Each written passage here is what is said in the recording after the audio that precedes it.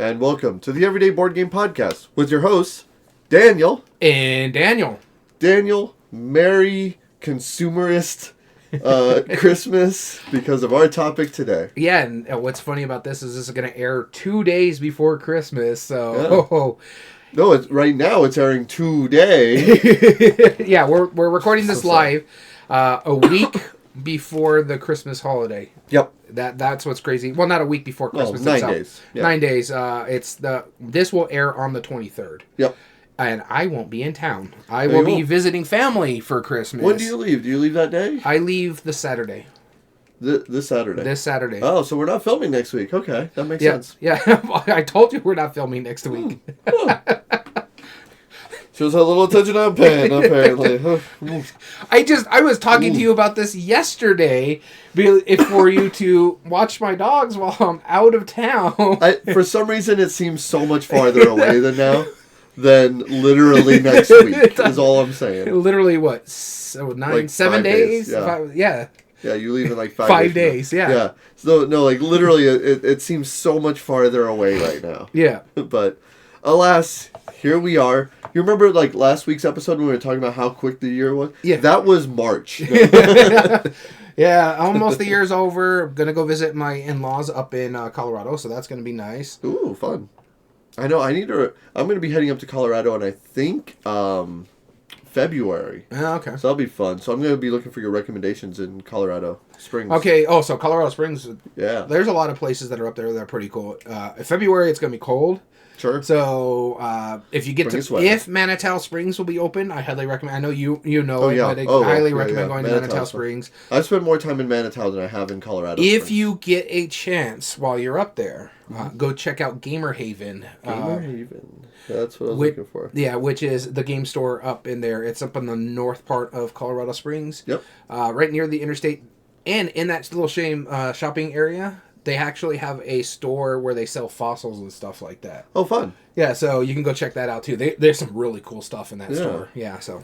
Cool. But with that being said, I mean, today's episode is one of our quicker ones. It's a board game brainstorm. That's right. And what a better time to do this right now. Right, especially since it's basically the end of our mass market cycle. Other than last week's where we were talking about our personal gaming goals for the year, we've literally had 3 different topics in this one about the mass market. Yes. Hasbro was our top 8 debate. That's right. Games that you can find in the mass market was our chits and giggles, and now we're talking about the king of mass market games. That's right. We're breaking down Monopoly. That's right.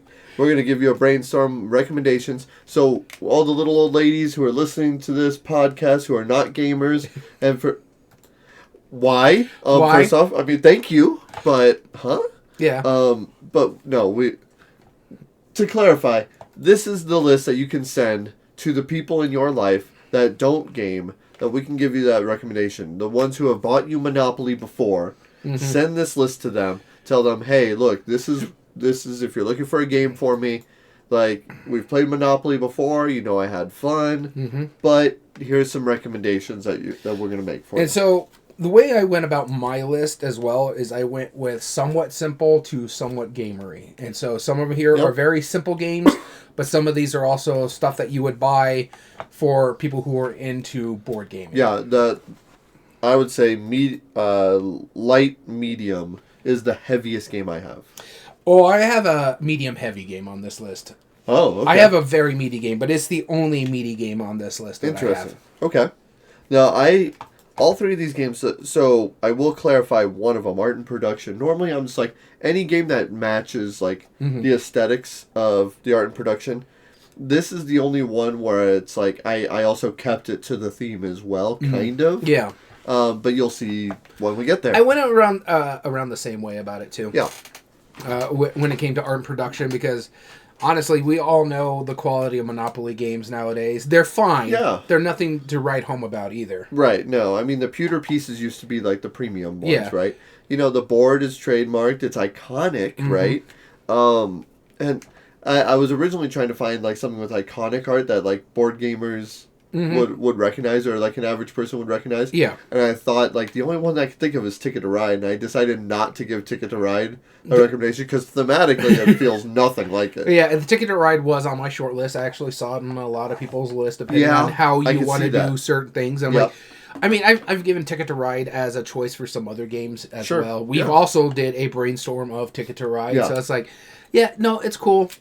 These games, I think, just kind of fit certain criteria that you get with Monopoly better. I feel all 5 of my games that I picked, if you liked Monopoly at some point in your life, you will probably enjoy these. Yeah, exactly. I can't guarantee that with Ticket to Ride.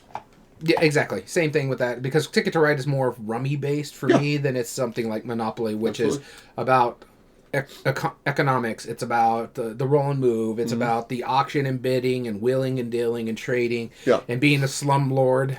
It's that sort of thing. Yep. But before we go into that, we have some interesting stuff that we like to talk about outside of gaming. Also, we want to talk about something that's going to be happening starting next month. So, hint, hint. Technically starting next year. Technically starting next year, which is also next month. Yeah, which is like really just a few days from now. For now, yeah. At this pace. There is going to be another giveaway in January to celebrate the new year and to celebrate my friend over here. So congratulations on your second game being established. Yep. You're going to be able to win a copy of Hit Me. Mind you, this, again, I reiterate, this is going to be starting in January. It's going to be our first recording, the Top 8 debate in January. Yep. And we're going to go through 4 weeks. You're going to be able to win a copy of Hit Me, my podcast partner's newest game from Thing 12 Games.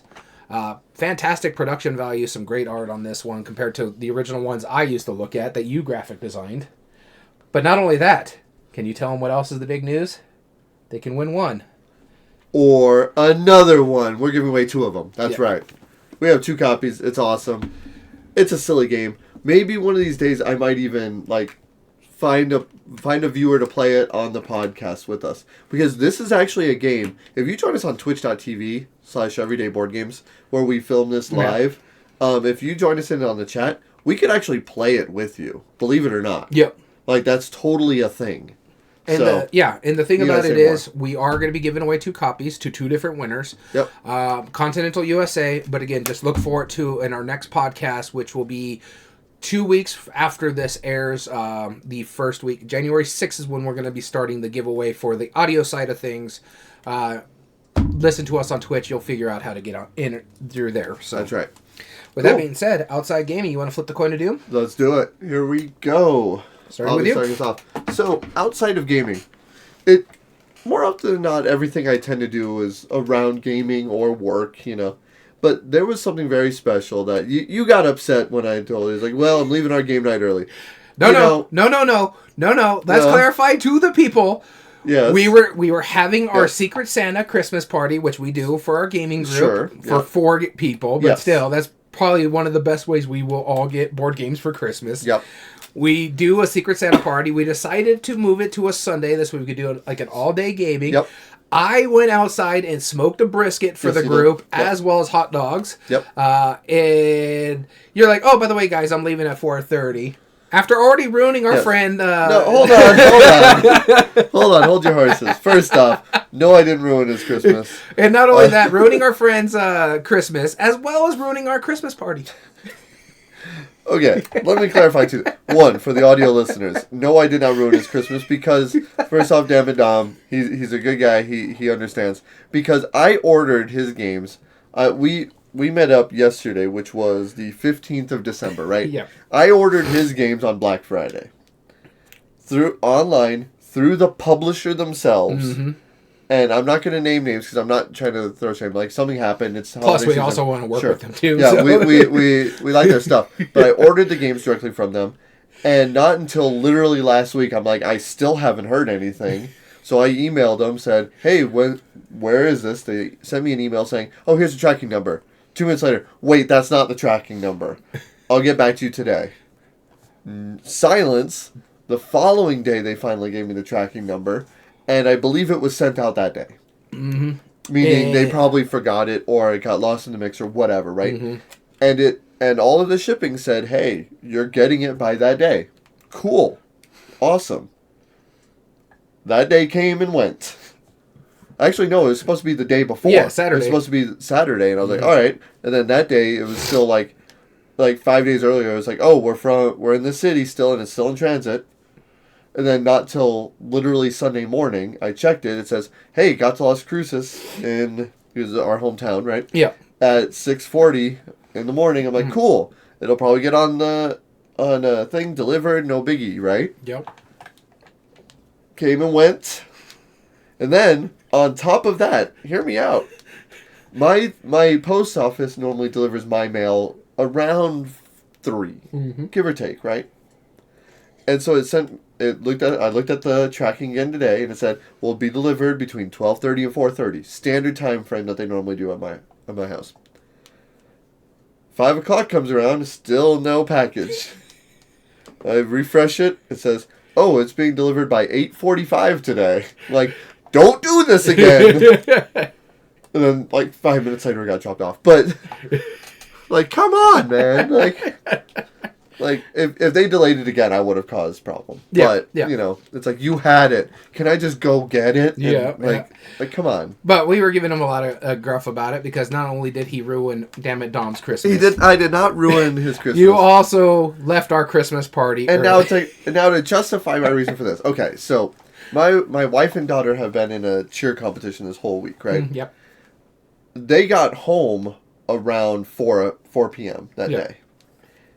Even if I did not go to a performance I'm going to be talking about here in a minute outside of gaming, even if I didn't do that, me not seeing my wife for a whole weekend, you know how it is. Your wife travels a lot. Mine was gone for a few days. Even if I wasn't going to that magic show, she would have been like, yo, you need to come home so we could spend some time together. I haven't seen you in 3 days. So yeah, but you could have also bribed your wife, be like, I'll be there in an hour and I'll bring you brisket. You're not totally wrong, but that would only buy me so much time. Exactly. And the games we were playing was not going to be done in an hour. Well, the one that I was trying to get picked would have been done in an hour. We should have just started with yours, honestly. That's what we should have done. Yeah. Should have shoehorned in. So, let's talk about what I was going to talk about outside of gaming. Lately, I've been on kind of a magic kick lately. I was a magician for many years, and that's been always one of my favorite hobbies that I've enjoyed. And I watch magic performances and all this stuff. Well, there was a touring group called the Illusionists that is touring in our area, and it was a 40-minute drive away. So I'm like, okay, yeah, I want to go see tickets.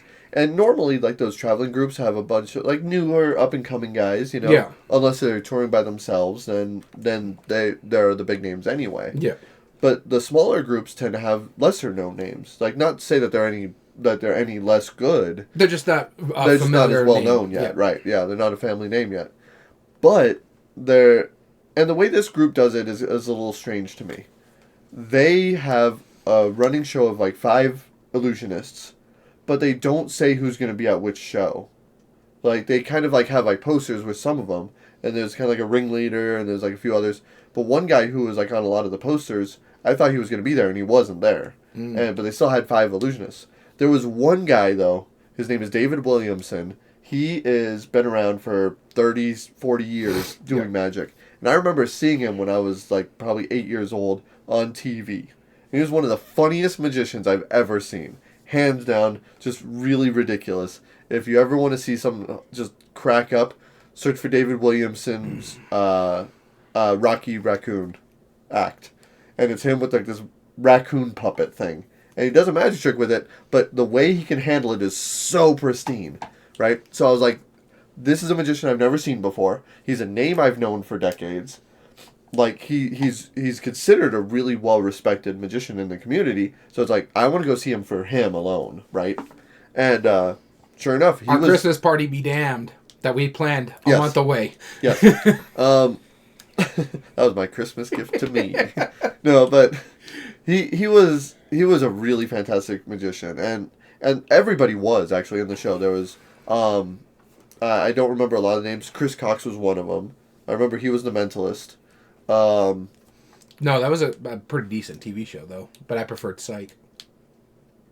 What? Oh, whatever. But there was a few other guys like the rest of the audience will get it. They were known as like nicknames, like the Unforgettable, right? And it was like this. Well, Unforgettable, and you forgot about him. Yeah, I don't remember his name. It's Pablo something. I just don't remember his last name. But he was really good. And there was another guy who was doing a lot of like really like well established long running gifts, very classic Magic. He did a coin matrix, which was really cool. And a few other tricks. But my favorite part out of all of these, though, like they were all really good in their own right. David Williamson, he was like the ringleader. He was like the main host of the show. He was like the guy who would like introduce everybody and would do all the main narrative and kind of tie the whole show together, right? He was kind of like the main focus of that touring act. Before and during intermission, like before the show and during intermission, he was out there in the audience just walking up and down the aisles just doing card tricks for people. Did you get your card signed? No. They don't do autographs apparently. But all the other four guys, they were in the back, like, prepping or doing whatever. And he was out there schmoozing with the audience, right? And it's like you're the main guy in the show. That's how a ringleader's supposed to be, though. That's how. You ever been to a comedy show? Sure, yeah, but I mean, like, it was just so wholesome to see that live, is what I'm saying. Yeah. Like, it's one of those things, like, in a big stage performance, you don't see that often, especially with magicians. Like Penn and Teller, they'll meet with people after the show, and they'll sign any autographs they want, right? And that's great. But, like, literally during intermission, when everyone is taking a break, you have the oldest gentleman there who's been doing this he's been doing Magic before most of them have been born and been alive, and he's out there still, like, handling it.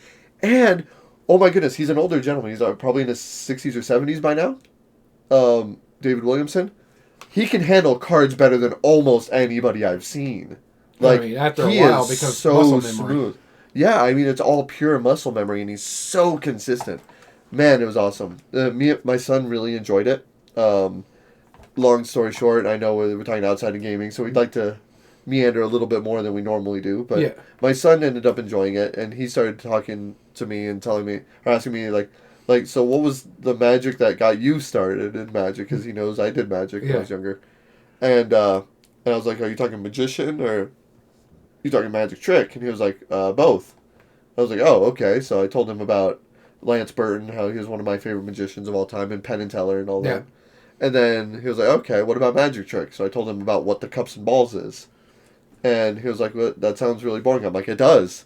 Because 90% of magicians do the cups and balls the exact same way. And it's the way that the magic trick teaches them, right? But there's a few set of people that do their own version of the cups and balls that make it so much better. And I can watch those for days. Penn and Teller do a cups and balls. Have you ever seen theirs? No, but I did see... Well, I was going to say Penn and Teller does like that simple coin hand magic, that up-close magic. Yes. And they do it in a way where, like, because you see stuff like that, and it's pretty much straightforward. Everybody knows how to do that. Yeah, that's technically a coin matrix trick. Yeah. But the way they do it is miles different. Yeah. When we saw it the year we went to G.A.M.E.R together, and when it was still in Reno. Yeah, I remember that. Yeah, I mean, that's an incredible trick. So their cups and balls is hilarious. They reveal the trick. They tell you how they're doing everything, and they use clear plastic cups as they're doing it. But it's so fast, you're just like, wait, hold on, what's going on here? Right? Yeah, exactly. And that's the whole bit. Yeah. And then, like, there's Jason Latimer, who does a legitimate version with clear cups, which is wild how he does it.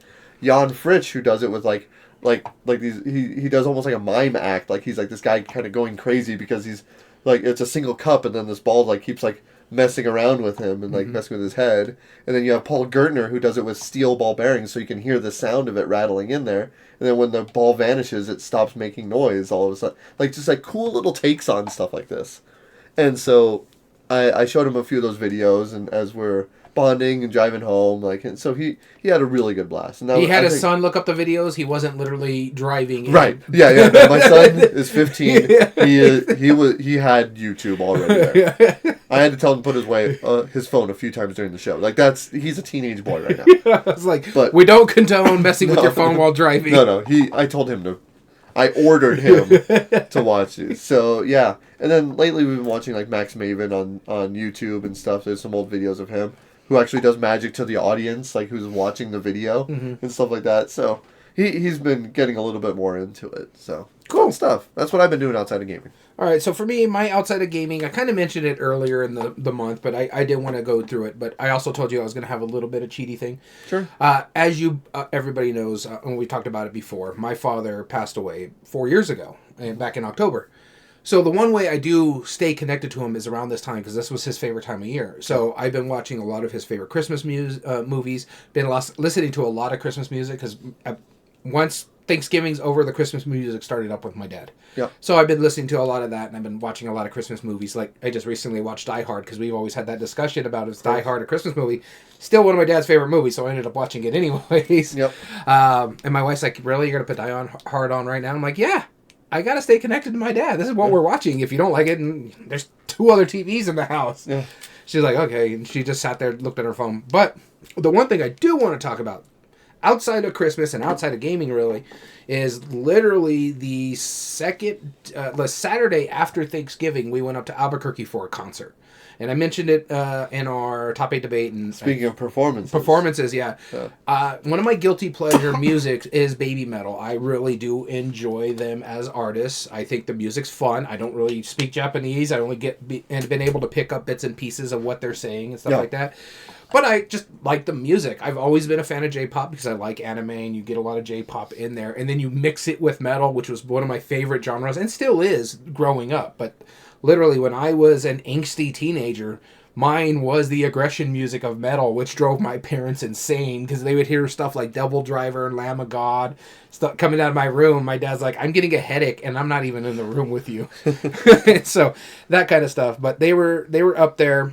So we drove up there on the Saturday, checked into our hotel, went and had dinner at, I forget what this place is called. I think, did I write it down? Yes, the High Noon Saloon, which was in Old Town Albuquerque. It's actually really good food. Had a great time with that one. Then afterwards, we went back, got ready, changed up, or checked into the hotel and just kind of refreshed ourselves before the concert.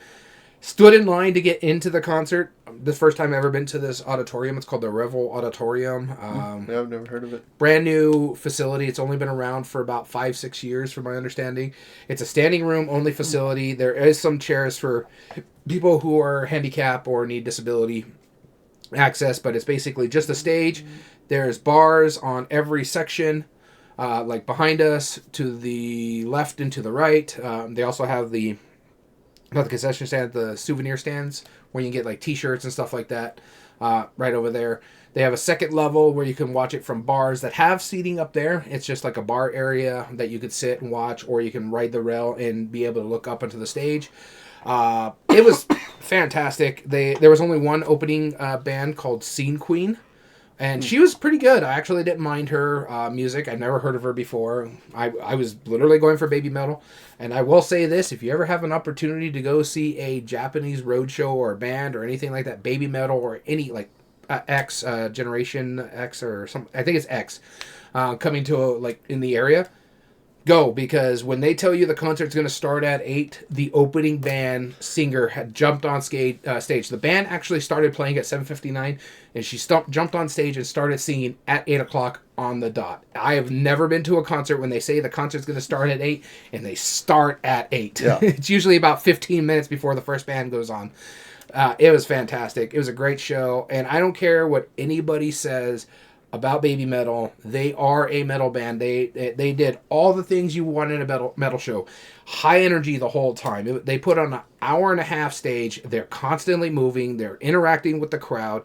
They were off the stage maybe a total of 5 minutes, and it wasn't for like costume change. I think they just literally got off stage to go drink some water and then come back, because they're not only doing like a pop show, dancing around the entire time, they're also singing around the entire time. And the intermissions, basically, for this way the band can be showcased and doing like the solos and the noise and stuff like that. Fantastic. They led circle pits. They got interacted with the crowd. They shouted the city's name. Never heard Albuquerque said it in a Japanese accent. It was kind of cool. How did it sound? I am not going to go on that route. But yeah, so it is a fantastic show if you ever get a chance over there. They played a lot of the songs that my wife is not a fan of baby metal. She's okay with them. She knows it's my guilty pleasure. But she even said that was one of the most fun shows she's ever been to because they have that high of energy. And these young ladies are just constantly going. It's just, they're bouncing around the stage, singing to the crowd, interacting with the crowd. There was literally crowd surfing. People were like, okay, I wasn't expecting crowd surfing at this show because they're kind of like a guilty pleasure. I keep saying that a lot, but it's not like something you would expect, like a Devil Driver or Lamb of God, as I mentioned earlier, where like this heavy Slipknot for that matter, with these heavy singers, where you have the aggressive circle pits and stuff like that. I wasn't expecting it at a baby metal show, but yeah, no, we had it. They led 3 different circle pits that I can remember. They had a camera on it, and you could just see them telling them to keep spinning while she's singing the entire time without missing a beat. It was fantastic. I've never been to a metal show at that with that much high energy. Usually the metal show is they're standing there and singing to you and getting you into, unless the front man doesn't have an instrument and he's literally just going around the stage and getting the band into it. No, they are constantly moving the entire show. I got tired just watching them because it's... Well, you're also old. Yeah, and I'm also so old. That's a factor. Where I stood in the crowd is funny. I specifically stood at that point in the crowd because there's a beam like right behind me. This way, when I got tired, I could just lean against it. That's how old I am. Yeah. But I was like, but my wife was even saying, like, she was looking at me and she could see me and I'm watching the band, but every now and then I just look over at the circle pit and she's like, you were wanting to get in that circle pit. And I'm like, yeah, I was, but also didn't want to come with the injuries that get into a circle pit with my age. Yep. If I was 20 years younger, I would have been leading that circle pit. So yeah, no, it was fantastic. I really did enjoy the music. The stage present was unbelievable. These girls are fantastic. The band was great too. They put on a heck of a show. They had like 4 or 5 different guitars, a bassist, and a drummer who was going crazy. Oh, wow. It was high energy, and it did. That hour and a half went by quick. It was such a good show. So if you ever get a chance to go see them when they're on a tour again and you really enjoy that stuff, I recommend it. So Baby Metal was my outside of gaming. So let's get into today's episode. We're going to be talking a board game brainstorm about the big boy, Monopoly. Mm. So, we used to play Monopoly when we were younger. Everyone did, right? Yeah. And I remember... The first board game I ever played with my wife was Monopoly. Yeah. Because we played it with her brother while we were waiting for her mom to come back from a trip. Her and me were staying over at her mom's house. Yep. Her brother was still in high school at the time. So, I distinctly remember that. Yep, and I have fond memories growing up playing Monopoly, Like, everyone jokes about it's like, oh, it's the worst game in the world. It's not. It's not a great game, but it's not a bad game either. Yeah, if you want an interesting thing to watch, I can give a recommendation. Dan King, the board game Game Boy Geek, he did a video where he got a group of, like, hardcore gamers, and they played Monopoly by the real rules, and they limited it to tournament setting 90 minutes. So, like, if you're not done by 90 minutes, you're done, right? And then you count up your assets from there, right? And he did like this whole panel of like talking. It's like, hey, so like now that we see it like from the actual rules, not the house rules that everyone passes down and ruins the game. Yeah. Now that we see it from the actual rules, and that money is actually a lot tighter than it should be. Yeah. It's on purpose. Money is designed to be taken out of the game on purpose. Mm-hmm. The auctions are incredibly important. Yep. Like knowing what you're probably going to be landing on, planning ahead for that. What are you going to be doing now, right? Mm-hmm. And the board gamers all just kind of agreed, like, yeah, that was actually better than we were expecting, and I would actually play that again. And the thing about it is, like Monopoly, I read something, and I've seen it. Other people talk about it too. Is statistically the most taught game board games incorrectly. Yes. Oh yeah. By far. Because everybody is teaching them by the rules that they were taught. But it's not the rules out of the rule book. Right. And I remember Monopoly was like a go-to game for Christmas for my family because that was the only one at my grandma's house. So me and my cousins would gather around and play Monopoly. After a while, my parents actually got me other board games like Risk at one point. So it was either Monopoly or Risk. And I had girl cousins and they didn't want to play war games, so we always played Monopoly. Yeah, Monopoly made sense. The 2 rules, and we've talked about this before, but there's 2 main rules that people get wrong from when they house rule. Free parking. Free parking or spaces where it's like, where it takes money out of the game, you put it 3. There's income tax, luxury tax, and what? Well, the free parking where you're putting the money in the thing. Yeah, well, that's what and you're not doing the auctions when you're landing on a space. Right. That's what I'm saying. Like, the luxury tax, income tax, like, that's where you funnel the money into it, or from community chest cards. Anything you pay to that goes you put it out in of the middle. And when you land on free parking, that's generally when one person gets it back as an unnecessary bonus. Now, those spaces are designed to take money out. Yeah. But then the second thing is auctions. You can't choose for a property to not hit the market. Yeah. You don't have that option. You have the option to either buy it outright for more than it's worth, or it goes to auction. Yeah. And you can strategically, even if you can afford it, you can still let that go to auction to hopefully get it for cheaper than you would normally buy. Yeah. Yeah. But or if you wanted to make sure you're getting it guaranteed, you pay it what the money is. Right, exactly. You're because say you got 2 of the other yellow, and it's like, okay, I landed here, I need to buy this right then and there. And really, the people who wheel and deal and make the trades, they're the ones who's going to benefit from both. Like, even if I give you a really good trade on your end, and you give me an okay trade on my end, we're still going to be better than the third player who's not part of it. Exactly. We're going to be benefiting more from that. So understanding those economics of it, Monopoly is a better game than most people give it credit for. Yeah. Because if you're playing it for 6 hours, you're playing it wrong. Yeah, like, because you're not taking the money out that needs to be out. Right, exactly. Like, that's maybe one of these game days we should do that again. No. All right, fair enough. Anyway, so I have this pile of shame sitting over here that I want to get played, and I have all these games that are up here that I want to get to play. Right. As much as I have fond memories of Monopoly, I'm good. I'm good. So we're going to give you guys 5 recommendations each of games that, if you want that Monopoly feel, or you want certain aspects of that Monopoly game, or if you're just looking to give recommendations to somebody for what to buy you, if they remember you playing Monopoly, that way they don't just go to Walmart or go to some big box store and just go, oh, look, I remember they liked Monopoly. This one's about dogs. Let's give them that one about dogs, because they like dogs too. And the way we break these down is we use our gamer criteria that we made up for our top 8 debates to help us decide that. So we use our gamer criteria. We'll go through every aspect of them based on the flip of the coin of doom.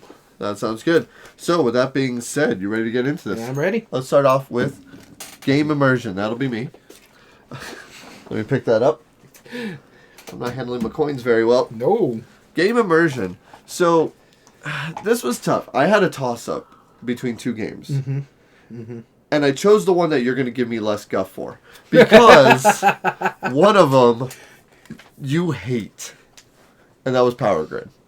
But you really do feel like it's economic. On your list. I took this one off because I don't hate the game. I was taught the game wrong. Yeah. Therefore, it made Monopoly to me. Right. So, in Monopoly, so game immersion breaks down into 3 sub-criteria. First off is the game fun to lose. Monopoly, when you play it correctly, it's not bad. Player interaction, that you have to wheel and deal. And then finally, memorable moments. Is there going to be one pinnacle point in Monopoly or in this game where you're going to stand up and go, okay, I'm going to have to tell people about that. Like for example, let's say you're playing Monopoly. You, on your 3rd roll while in jail, you I was in jail, I was playing it safe, roll the doubles, land on the spot, bankrupt. Done. Well, went from rags to riches to rags and death, I love it. Well, I mean, I'm assuming you were murdered when you're bankrupt. Okay, this got dark. Anyway, so there's a game that I thought of this, and this is actually a game from a designer I'm quite a fan of, and I don't think you've played this game before. Okay. And when you first look at it, you notice that there's money, you notice that there's negotiations, and it kind of looks like a Monopoly board. And it's technically roll and move also. You have any idea what game I'm talking about? This is called I'm the Boss by Sid Saxon. Oh, yeah, I do know this game. Yeah, I've never played it, but I've never played it. Yeah. So it looks like a Monopoly game. But here's the way this game works. Because you're wheeling and dealing, right? Because you're mafia bosses or something like that? Yeah. So... corporate bosses. No, you're like corporate bosses, like CEOs. But here's how it works, right? Yes, it's roll and move, because there's a board that looks like Monopoly. But what that is you roll a die. This is not the Sid Saxon game I thought was going to be on your list. Yeah, no, you roll the die, you move the piece, and the space that it lands on, is the next deal that is trying to be part of it. Mm-hmm. Now, it'll tell you how much money it's worth. It could be worth like $6,000. Cool, awesome. But you need or it might be worth like 12,000. Let's say 12,000. Okay. But you might need the blue character, the red character, and the green character to be part of it. Well, I might already be the blue player, so I have that part of Odds are, yeah. Odds are, yeah. And you might be the green player, sure, right? But if no one's the red player, or somebody else is the red player and we don't want to be part of it, we could play cards that simulate that player to help make the deal happen. So I could be like, yo, Daniel, I need your help to make this deal happen. I have a card for the red player. We don't need Dom, who happens to be the red player. But if you go in on this... No, Gamehead Geek's the red player. That's true. He probably would be. He's like, we don't need Gamehead Geek, but here's how this is going to work. If you join me in on this, then I will go ahead and I'll give you like 3,000 of it. But I'm the boss, so I can decide, right? Mm-hmm. And then one player is like, okay, hold on. How about I go in for 2,000, and I still play that red player, or I still play the red card, and I play the green card, so you don't have to. So you don't even have to include Daniel in. I'm like, okay, that's tempting. And Daniel's like, no, you're going to go in with me, and you're going to give me $6,000. And I'm like, no, that's a terrible deal. And then you play the I'm the boss card. Now I decide. And you're like, now I'm cutting you slack. And it constantly does this. Because the person who decides, the person who lands on it on their space is the boss. Yeah. They're the ones who get to decide what deal happens. Unless you have the boss card. Unless you have the boss card. Then you're the boss. But that doesn't stop another player from also playing an I'm the boss card. Like, no, I'm the boss, or I cancel that card, and now I can go in, make this deal happen, and now you have to accept 3,000, and I'll take the 7,000, that you were originally going to take yourself. Here's the shenanigans where it lies. It is so interactive. It is nothing but the deals. It works so well, and it's constantly that just back and forth, shrewd negotiation that really lives up to, like, you feel like this overall encompassing, powerful, malevolent being when you put down a single card that just says, I'm the boss. There you go. I decide who gets what. It's awesome. I've never played it, it's so good. I can't give opinions on this. I think you would really enjoy it. And I think you would destroy me. Because you would be so shrewd, I think, in this game. But it's pure negotiation. You don't really like negotiation, do you? I'm okay with it. It's not great. Okay, yeah. It's more I like flavor. Auction bidding to a certain extent. It's the bluffing type of thing that bothers me. Yeah, there's no bluffing in this. Yeah. This is just pure, like, when somebody throws down the I'm the boss card, that's the memorable moment, and it happens frequently enough where it's so fun. Cool. I'm the boss, Sid Saxon. All right, my game immersion game is one we've talked about quite a bit, and we've put it on a lot of these lists. It's an older game, for that matter, just like Monopoly. Monopoly's what, the 40s? 30s, but the original iteration was from, like, 1912 or something like that. But yeah, just the Parker game. Brothers, so the 30s. So this one is about 60 years younger than Monopoly, but it is still older. I think it's it just recently had a 25th anniversary for it. And everything you were saying about I'm the Boss, it's all about that wheeling and dealing, about that smart gameplay, trying to work. Huh? I think I know what this is. Trying to work together, about farming beans. Yep. This is Bonanza. The Bean Game! The Bean Game. To me, this one felt a lot like Monopoly in the fact that when it comes to that wheeling and dealing aspect, where you're trying to make the proper trades because you can never change what's in your order in your hands, and you're trying to plant to your beans and try to score the most points. Yeah. And so you're like, hey, I can give you guys these 2 green beans if you can get me, I need like red beans or something like that. Right. So I need this. So here's 2 green beans. What do you offer me? I can give you this 1 red bean. Deal. Here, take these 2 green beans. I can put this red beans, and now I have a whole field worth of red beans. Yep. And so it's like, I'm not even worried about what I'm getting back because even if I get one card back, I got these green beans out of my way, and now I can plant all my red beans. And all I got, it was a 2-to-1 trade, but I still helped you better, and I was able to plant my field. It is fantastic, everything it does. It is still by far one of my favorite Uwe Rosenberg games. Yep. It is. There's a reason why it's so popular even to this day. 25 or so, 26 years now, 27, something like that. Yeah. It's still around. You can still buy it. I have the 25th anniversary edition. Yep. You've had several versions of it as well. I even have the Dahlia's version. Yeah, there's a Dahlia's version. So it's another one that's like, you could, like Monopoly, you could pick your poison on this because there's 2 variations of it if you don't like. And they're going to make a third one from, we were hearing, where they're doing like another flower one, right? Something like that. But yeah, so Bonanza, the Wheeling Dealing Bean Game. Yeah, that's a good pick.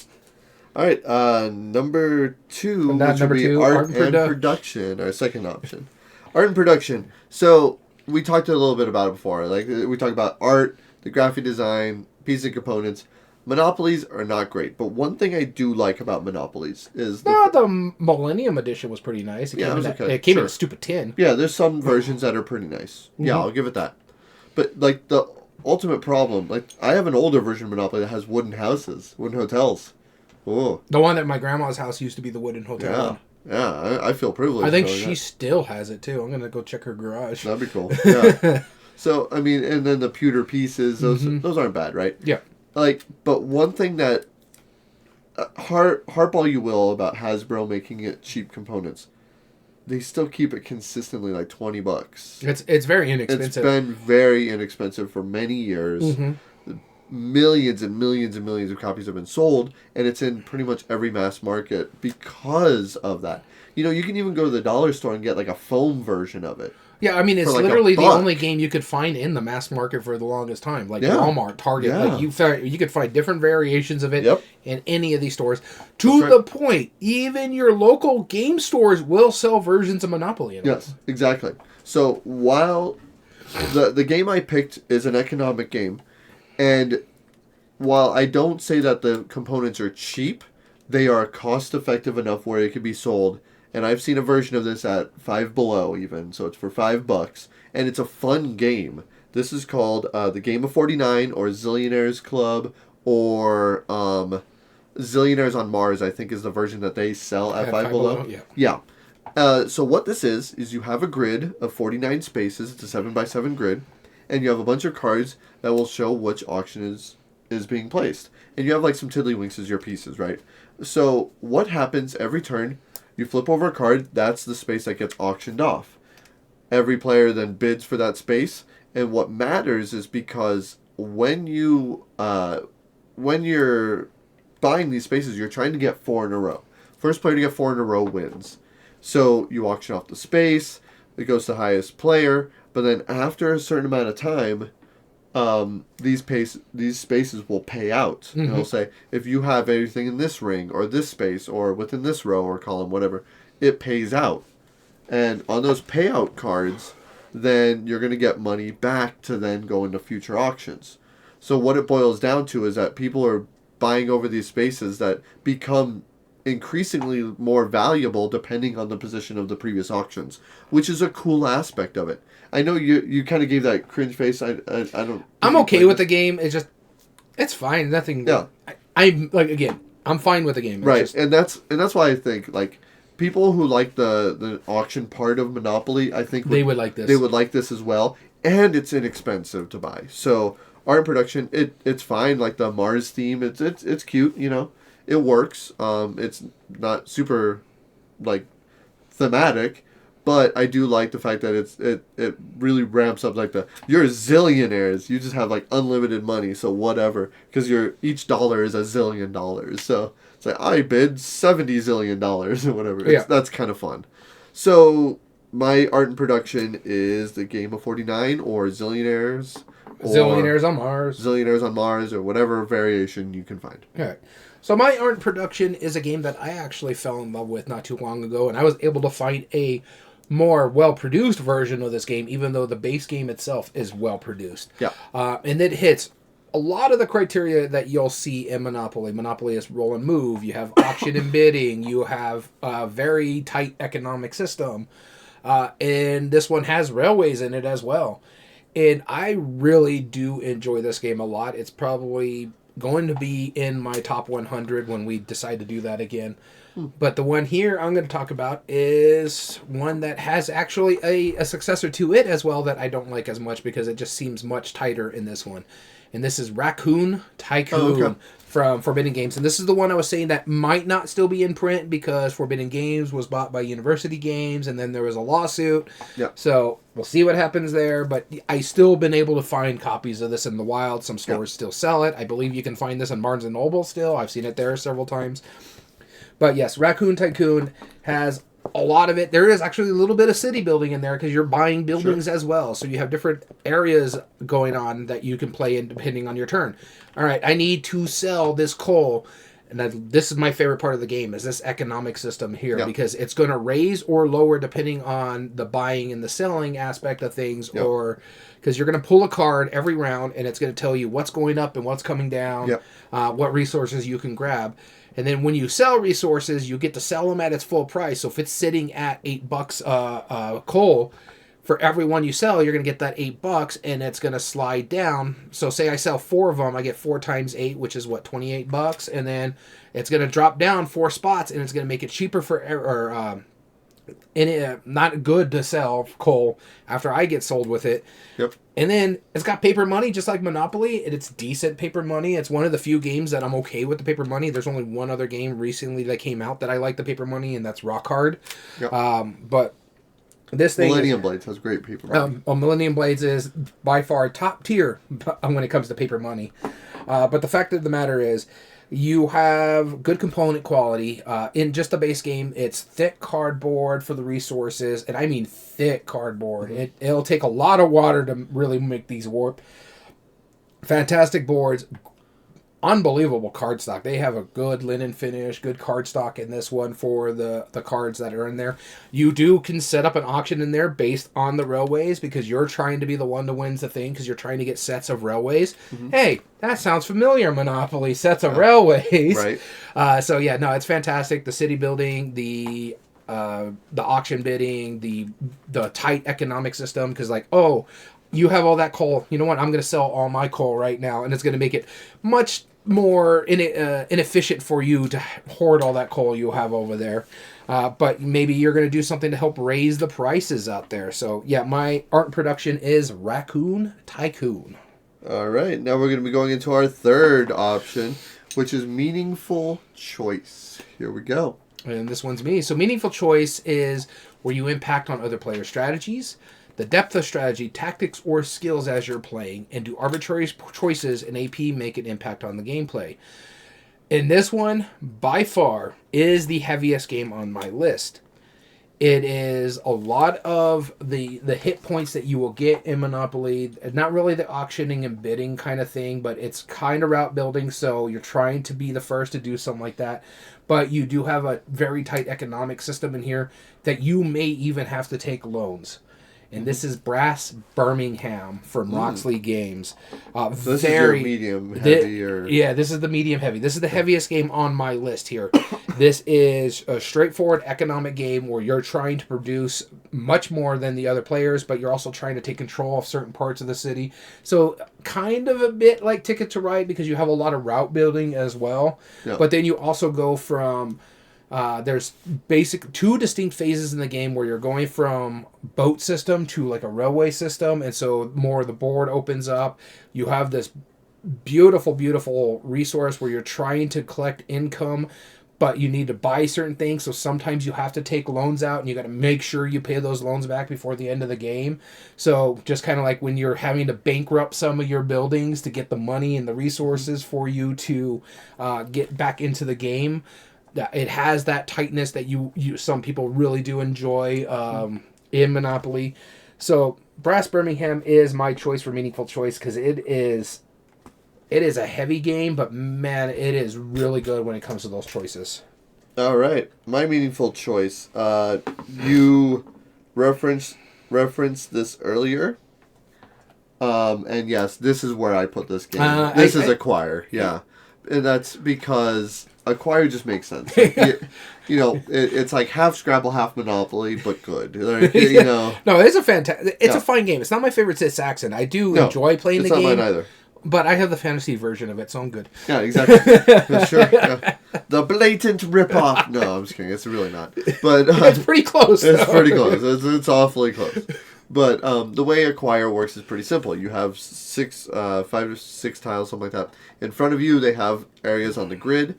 As tiles are placed out on the grid, which is what you're supposed to do, you place out one of your tiles. It's kind of like insider knowledge of what's going to happen, because once it gets big enough, it can incorporate into a company. You can buy shares in those companies that get bigger and bigger and bigger until they, eat up other companies, then their shares become more valuable. Mm-hmm. Or you can sell off the shares from those smaller company as you're doing it. So you want to diversify your shares. You want to get stock in certain ones. Mm-hmm. You want to make sure you have enough money to make up for these. Buy it when they're small, pay off when they're bigger, because they're just going to get more and more expensive if the company gets big enough. Mm-hmm. And I like how placing down certain tiles will engulf different territories and thus combine companies in a really interesting abstract way. It's represented by buildings, but that's totally not how businesses work. It's like, I'm going to build a tunnel from this bank to this bank, and suddenly they're one bank. Mm-hmm. That's not how that works. But it's kind of a cool idea. Thematically, it's not the most on point, but it is definitely a meaningful choice, because you are investing in a future. And in Monopoly, one of the most strategic things you can do is having the money ready when a certain property hits the market to get it bought and build accordingly. Mm-hmm. And know where the high frequency areas are. Do you know where the most common space to land on Monopoly is? The most common space to land in Monopoly? Yeah. I think it's it's on this side of the board, just past Go to Jail.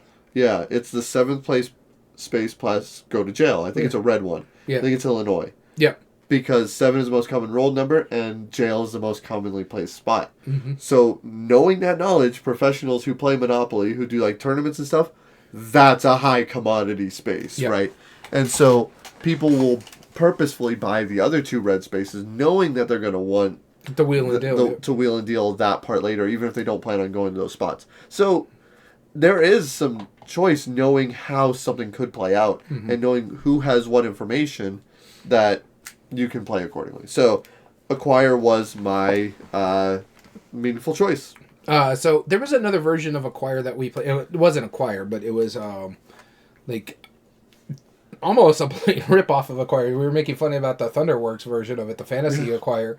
But and I think it was a Funko. I can't remember what it was. The Big Boss, or where you're building almost as well as up. No. So, yeah, it's not a ripoff. It was inspired by, obviously, it was Big Boss by Wolfgang Kramer. Yeah, very inspired by. Or Kiesling, one of the two. I think it's Kramer, though. But, yeah, I mean, you could tell it was inspired by, because it just had a ring around the board. Mm-hmm. And so you wouldn't be playing on a grid. You were playing on a ring, essentially. It wasn't really a ring. It was more of a...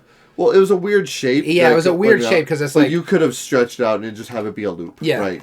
Yeah, it functionally didn't matter. Yeah, it was just kind of weird how it worked. Yeah. But it was fine, but I'd rather play Acquire. Yeah. Yeah, exactly. Right, we're moving on to our Ease of Play. Ease of Play. Here we go. And I'll be starting this one off.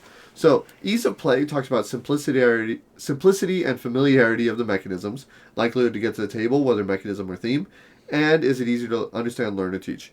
This game is probably the easiest game out of all mine on the list, and this one has those high points that work really well, and it is also a roll and move. Do you have any idea which game it is? Nope. All right. This was also featured on the first episode of an anime. Did that help? Marrakesh, there you go. Clue number 1. Too obvious. Got it. No. I figured this was going to be on your list. I just didn't know where it was going to be. Marrakesh just makes sense, right? Because you're trying to get the most money. By building out on this board, your carpet dealers rather than slumlords. Yeah, instead of slumlords and realty barons, you are just straight up selling carpets. And there's one piece in the middle. Not to be mistaken with the Stefan Feld Marrakesh. Yes, not the Stefan Feld Marrakesh. This is the carpet one. That's published by G.A.M.E.R. Yeah, I think, and a few other publishers. Yeah. So you have one piece that's in the middle, and you have a die that either has 1, 2, 3, or 4, or another 2 or a 3. You choose right at the beginning of your turn if you're going to turn him left, turn him right, or keep him moving forward. Then you roll that die and move that number of spaces. If he goes off the edge of the board, there's a wraparound part where it'll come around normally one row over. Now, he follows that track. If he lands on an opponent's space, you owe them money for each square of their color carpet that is adjacent to it. Mm-hmm. That's fine. If you land on empty space or one of your spaces, nothing. Fine. But you're trying to get the most money, so building up these regions is really important. Because after you're finished paying off people, you take one of your carpets, which are the size of dominoes, they're 2 squares wide, and you have to put it next to this character, and you can have it stretching out in either way. And if you happen to be breaking up an opponent's group or connecting one of yours, then hey, good for you, or bad for them. That's up to you.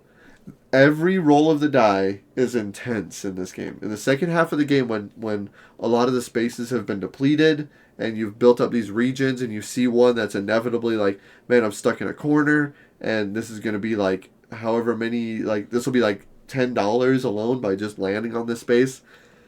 And you roll it, and you luck out, and you end up on like the one spot that didn't have to pay him off. Oh, it's so intense. I love it. Marrakesh is an amazing game, beautiful components, and super easy. Like, you literally just heard all the rules.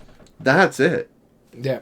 You can play it in like 20 minutes, and it works really well. I do like it. It's just one of those games that I just don't think I need to have in my collection because you own it, and my wife would probably like it, but I don't know. It's one of those tricky ones.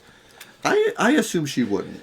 Yeah, that's how I don't think there's enough depth for it. Yeah, it's I think your game lucky. group, the game group that you play with the other family, yeah. I think they would like it as a group. Yeah. I don't think your wife would like it as much. No, it's not enough depth. Yep. And the problem is that we have another introverted friend, just like my wife, where he thinks along the same aspects of my wife, so I don't know if he would like it because there's just not enough depth. Sure. Strategy. I think they would enjoy their time. Yeah. But I don't think they'd be like, Plus, we the need little this felt game. carpets are really kind of cool. They really are. They really are. All right, so my ease of play one, another older game. In fact, one of my exception to the role kind of games. I do like auction and bidding, but it can't be the whole thing. And this is nothing but auction and bidding in this game. It's a small, little, simple card game that is very simple to teach, understand, learn, and this is for sale. This is a quick little game. You're playing in 2 different parts again, where you have money and you're trying to buy houses and you're trying to flip that real estate into money again. Whoever has the most at the end of the game wins. Yeah. Very simple game, very quick game. One of the easiest games to teach. You can get like a decent sized version of the game, box wise, or they even have travel versions of it, so that can fit like and I think a big box too could fit in a photo case. But like if you want the little small travel versions that have like little paper. Very thin cardboard pieces just for the money tokens. Sure. Very inexpensive too. But I think it's probably by far one of the easiest auction and bidding games. It has some fantastic art in it too. Because it's basically, here's what's coming out. Everybody's bidding. So if you're playing a 3-player game, someone's getting something. Yep. It just might not be the thing that you want. So And then the money gets split to the other 2 players, if I remember correctly. Or does it go in the center? It goes in the center, and when you cut out, I think you take half of the money or something. Yeah, something like that. But I just remember there's a little bit. When you bow out, you take half of your previous bid back, and so therefore I might have more money. Number. I know there's a way that somebody would get more money maybe into the next. I was getting it mixed up with Last Co. Yeah. So, but yeah, for sale. Fantastic game, very simple. In fact, I can probably teach this to the family at Christmas time if I had a copy of it. I haven't picked up a copy, but I do want to get one. Cool. And I'm going to take this last one for replay value because this is a crossover. I'm sure you could probably figure out which one it is. Take a few moments. Bonanza. Yep. It hits every time. What you said, 100%. This was the first one that came to my list because this is the one where I tell everybody, hey, if you like Monopoly, seriously, try Bonanza. Because that takes every part of... so replay value, length of time, scaling well. This plays 7 players, Bonanza. But it's a fraction of the time. Well, I mean, it could play 90 minutes. Yeah, it can. If it's a 7-player. Yeah. But again, that's how the max that Monopoly should be. But it scales really well. Minimum number of plays, you see everything in every game. But how it plays out, how the new things come out every turn, That's what makes it more replayable. And, neither of them really... I mean, Bonanza has a lot of expansions, but they're not necessary. Yeah. So... And Monopoly does not, but yeah, you could also have like the Pick Your Poison, which you're Sure. talking about. Monopoly has a bunch of games that are... You have Star Wars, you have IPs on there. Yes. Bonanza has Dahlias now. Yep, exactly. So, I can't tell you enough, like, why I like Bonanza. You've ranted about it. I love the game. It's in my top, 10 it's of a all fun time, game. and it's staying there for a long time, I'm sure. Yeah. Because every time I play it, it just hits every single time. So, that's Bonanza. All right. With that being said, my last one here on replay value is the oldest game on my list that you could still find in print. And the way I went with replay value, this game does have expansions on them. It's not very necessary. It's fine. But I also wanted to do something that has multiple versions of it. Just like Monopoly has Star Wars. You have your local city kind of thing. This one does not have that. But you have IPs on it like Game of Thrones. You have Star Trek on it. And the game is Catan. I thought you were about to say Castle Panic for a moment. I was like, wait a minute, what? No, Catan. And it's because a lot of it is... And the thing about it is, I'm not a huge fan of Catan, but I like a lot of aspects of what it's doing. And it does hit a lot like Monopoly does. You have to have that wheeling and dealing. You're trying to get certain controls a certain area. It does have some dice in it that you got to roll because that's how you're going to get your resources out there. So that's very important. You're trying to pay attention to those rolls. Yep. You also have a robber in there that is kind of like going to jail because they're going to steal stuff from you or block stuff from being accessed. So there is a lot to like about Catan when it comes to Monopoly. Both of these games are very popular for what their reasons being. Yep. And the big thing about it, too, is, like I said, there is a Pick Your Poison version. There's a Game of Thrones version. There is a Star Trek version. If you can find that one. It's a bit out of print, but there is a Star Trek version of it. There is a Starfarers of Catan, which is my favorite version of Catan, just because it gives you a little bit of events and stuff like that happens throughout the game. And again, the big thing that we've been hampering and a lot of people's favorite parts of Monopoly is that wheeling and dealing and trying to negotiate best deals. And it's very, very well known, sheep for wood or wood for sheep, that kind of stuff, where you're trying to build certain things. So it's very well known about the wheeling and dealing in this game. But I also like the fact that if you can't get a deal done, you could still make a deal with the bank. Basically, you turn in 3 for 1 kind of ratio, which is a fantastic way to play the game there, too. So I do like that aspect of it. So, and there's even a new version coming out, if I remember correctly, that was co-designed by Rudiger Dorn and his son, where it's more economic friendly aspect of it, where you're trying to build a new Catan and make it more kind of like Daybreak, where you're trying to make it more economically, not economically, what's the word I'm looking for? More ecological friendly, I guess you could say. It's supposed to be like where clean energy and stuff like that. Oh, yeah. That is Catan, so there you go. You say Rudiger Dorn? Sorry. Klaus Teuber. Klaus Teuber, sorry. I had to think about it. No, you're fine. I was like, you're fine. I was like, wait a minute. Wait, no, it's not Dorn. Did Rudiger Dorn do this? No, it's Klaus Teuber. It sounds like something he would do. Yeah. Absolutely. No. I think it's because I was looking at some of my older games over here, and I'm like, wait, no, that's Michael Menzel. But I saw something that's like, oh, Rudiger Dorn, that's what popped in my head. No, It's Klaus Teuber, which is funny, because Catan was our first ever episode of Board Game Brainstorm because it was the most recent passing of him. So, but Catan was my replay value. So, very much hope that has given you some ideas for, gift ideas. Again, pass this episode along to somebody who needs to know it, because these will be games that, for the Monopoly lover in your family, or if you want to get somebody away from Monopoly, this is going to be, just do a little prodding, figure out why they like Monopoly, and this will be their next step from there. So, you're welcome. Happy holidays, people. Yeah, I was going to say, before we close out, for everybody out there, have a very Merry Christmas, Happy Holidays. What's really interesting about the holiday season, we celebrate Christmas on the 25th. Yep. Hanukkah starts on the 25th this year. Phenomenal. That's awesome. So have a happy Hanukkah. Merry Christmas, Hanukkah, Kwanzaa, like the saying. If you celebrate absolutely any type of holiday during this season, happy holidays. We hope Yep. you guys have a wonderful time.